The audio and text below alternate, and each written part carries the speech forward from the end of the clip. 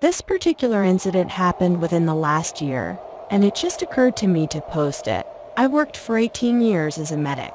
After that time period, it was beginning to take a toll on my back. There are more back injuries in the MS field than any other occupation. After I withdrew from working with an ambulance squad, I did home nursing care for 4 years until I got hired where I am working now. I am now a full-time receptionist in a senior nursing facility.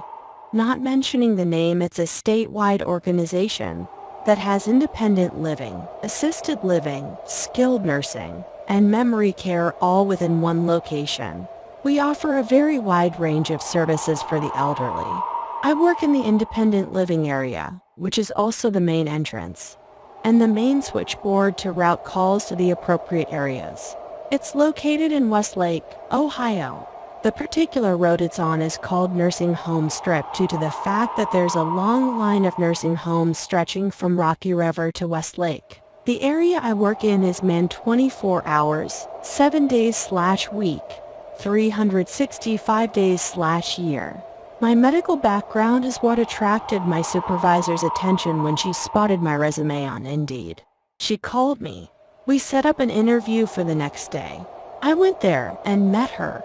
She seemed very impressed that I was a former medic because there do arise medical emergencies in independent living as there are elderly residents living there.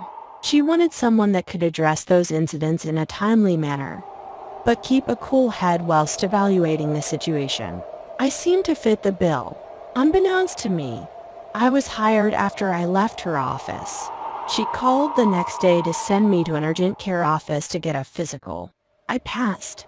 Yay! The residents that lived there were quick to spot a new face at the front desk. They would introduce themselves and inquire about my name and the like. They are all very sweet. I really like working there. I seem to have an affinity for working with the elderly. I'm good at it, and I really enjoy helping people. That is why I went into the medical field in the first place. I enjoy helping people. You simply cannot help but get close to those residents after seeing and addressing their needs day in and day out. I'm not an emotionless robot. I'm a person, and I have feelings for them. It's too hard not to. We are to the point that we are like an extended family to them. They're wonderful. This one little lady, Ruthie, was quick to familiarize herself with me. She was especially excited when she found out from another coworker that I was a retired medic. She told me that she was a former registered nurse who used to be the head nurse in a downtown hospital in Cleveland. She was delighted. We had some very enjoyable conversations swapping our medical exploits. She loved talking to me, but she was respectful of the times when I was busy, like when I did the evening dinner/welfare checks. She would wait until I was done with them and come back down to the desk around 8 o'clock at night so she could visit with me. She would then bid me a good night and go back to her apartment to get ready for bed by 9 o'clock. We got very close in the first 3 years I was there. I met her children, grandchildren, nieces, and nephews. They came to see her to take her out frequently. Unfortunately, after those 3 years, she began to decline. She was in her late 80s and had several health issues that were getting worse. I hated seeing that happen to her, but it happens to a lot of them that reside there. She went from walking on her own to a walker, and then a motorized scooter. Eventually, she wound up over in the skilled nursing facility. She was there for a couple months, and her family would visit her regularly. After those 2 months, she passed on during a day off that I had. When I got back to work, the day receptionist informed me of what happened to her. I went into the employee restroom and cried. I pulled myself together by reminding myself that she was in a far better place now with her husband and other loved ones and no longer suffering. However, I still miss seeing and talking to her. I thought of her often. It was several months later that I was working the evening shift. I was doing my dinner/welfare checks. Those that I called that didn't answer their phones, I had to physically go check on.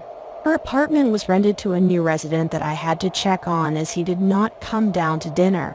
None of the other employees had seen him, and he didn't answer the phone when I called. I gathered up my equipment, cordless phone, pager, paper, pen, and master key to enter the apartment if need be.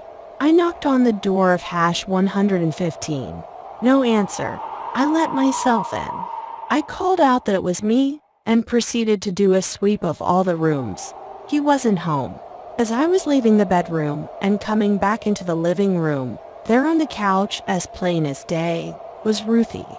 She was sitting there looking as robust as ever. She had a broad smile on her face, and she smiled and waved in recognition of me. I was overwhelmed. I said, "Ruthie, it's wonderful to see you. I miss you."